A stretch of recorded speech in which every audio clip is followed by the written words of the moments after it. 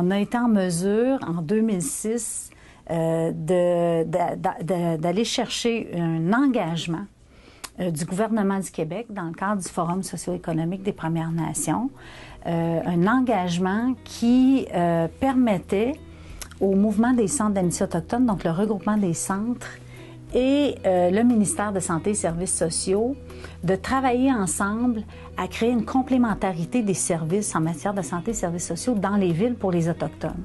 Ce qui impliquait donc directement les centres d'amitié eux-mêmes et les C3S des milieux à travailler ensemble un modèle d'organisation de services pour les Autochtones en milieu urbain. On a fait le constat que les Autochtones, malgré les écarts en matière de santé qui sont importants, n'étaient pas visibles dans les services du C3S, à l'exception de l'urgence et en obstétrique. Donc, on fallait trouver une approche innovante de rejoindre les besoins de la population, parce qu'il ne faut pas oublier que le C3S, dans son mandat, a une obligation populationnelle, c'est-à-dire qu'ils ont l'obligation, et c'est dans la loi, de répondre aux besoins qui collent à la réalité de leur territoire. À Val-d'Or, comme à La Tuque, comme à Chibougamau ou à Sept-Îles, là où on trouve un centre d'amitié autochtone, on retrouve une population autochtone importante.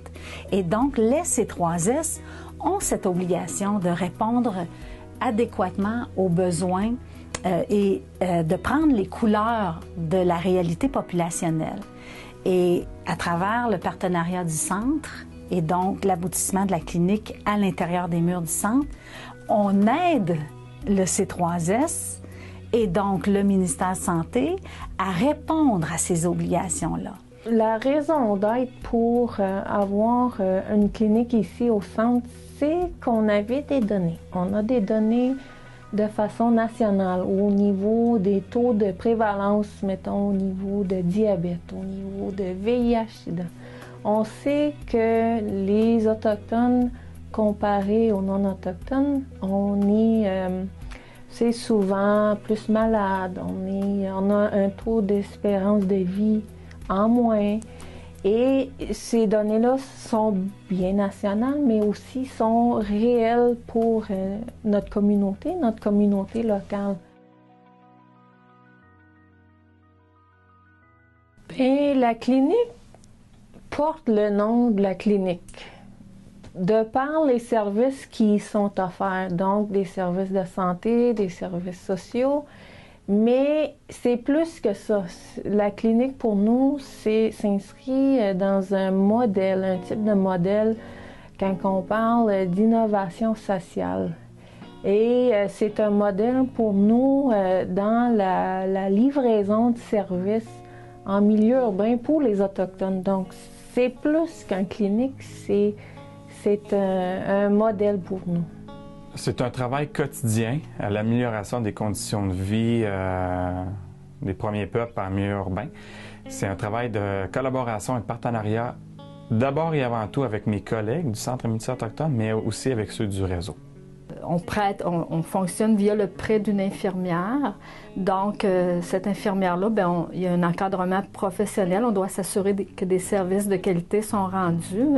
Donc, on est soumis à toutes les normes de qualité. Minoé se traduit par, justement, la mise à contribution des services du C3S à l'intérieur même des murs du centre, ce qui nous permet, nous, comme Autochtones et comme communauté autochtone, d'agir concrètement et directement sur notre santé avec une base de valeurs qui répond à qui nous sommes comme Première Nation.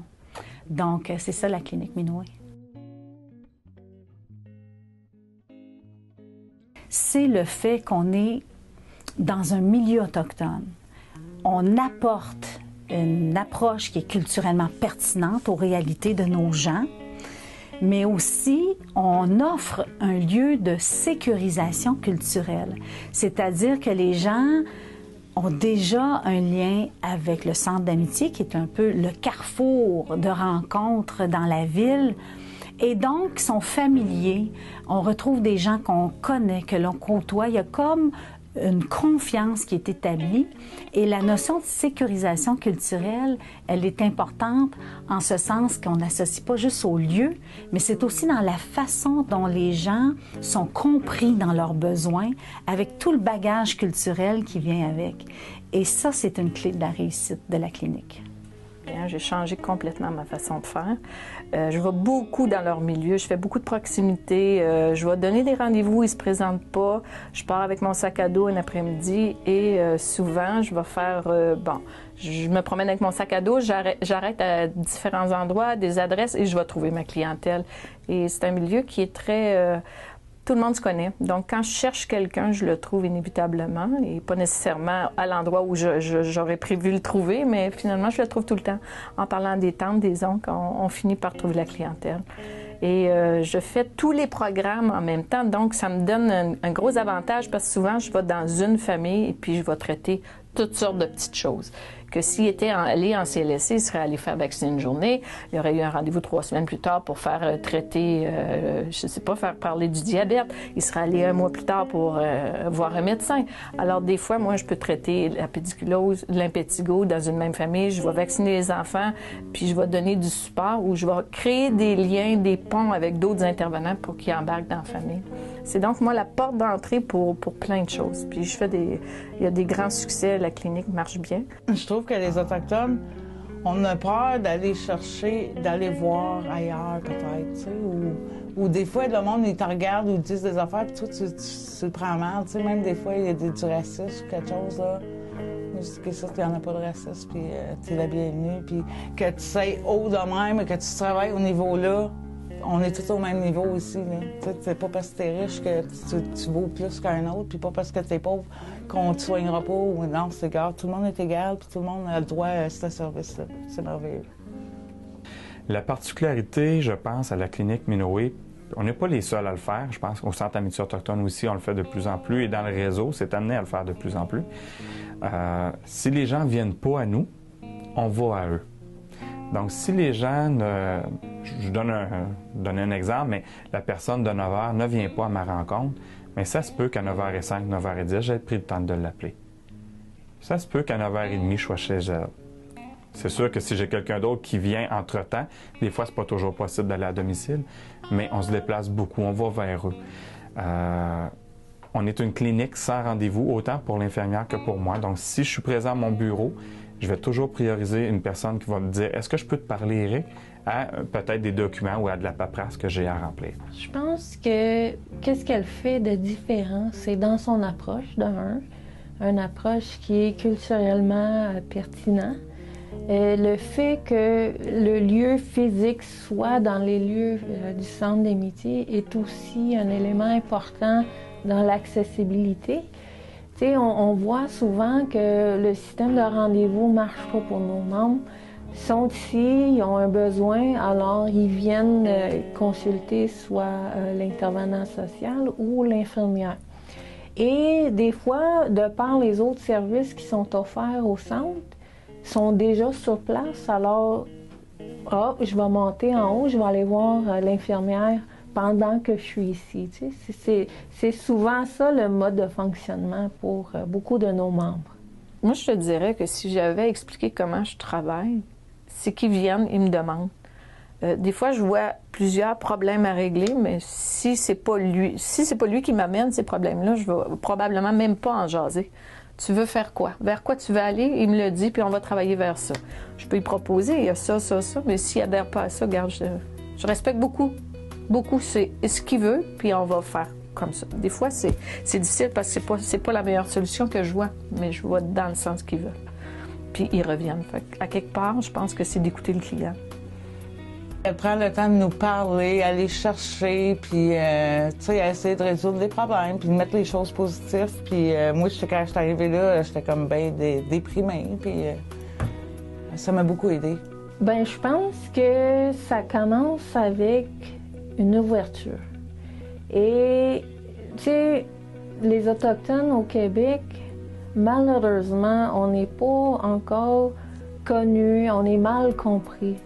Mais s'il prend le temps de s'asseoir avec nous et prendre le temps de nous connaître, et connaître c'est quoi notre réalité, ils vont s'apercevoir qu'on est aussi un peuple avec une réalité, une spécificité, avec des valeurs et que faut pas nous percevoir comme partie du problème, mais bien partie de la solution.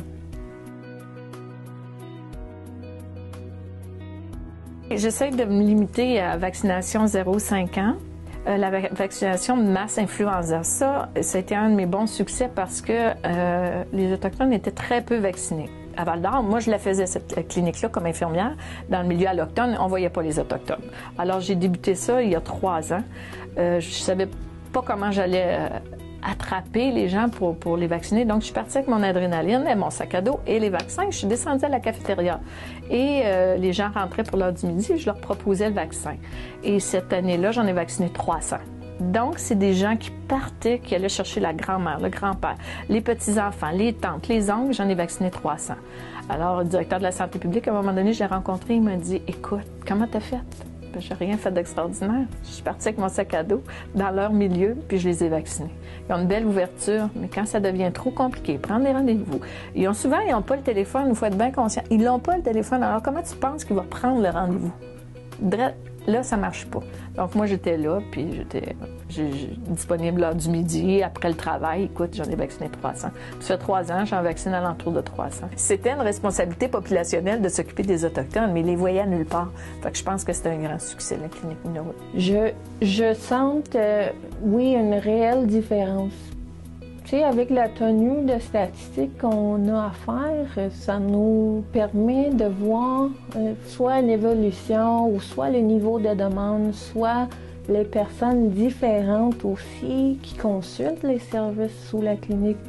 Et après quasiment 3 ans, je dis qu'on est rendu à quasiment 500 personnes différentes, 500 dossiers.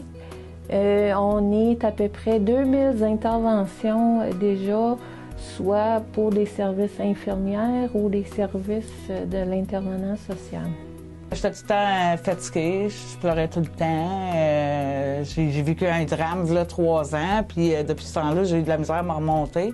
Puis je n'étais pas suivie médicalement. Fait que quand je suis arrivée ici, là, tout est à jour, là, tout est... Je suis comme ailleurs, là, ça se peut pas, là. J'ai pas besoin d'aller courir à l'hôpital pour me faire dire t'as pas d'affaire à venir ici. Là, avant, j'étais comme j'avais des prescriptions pour 1 an, puis là, il fallait que je retourne toujours à l'urgence. Là, maintenant, elle me suit.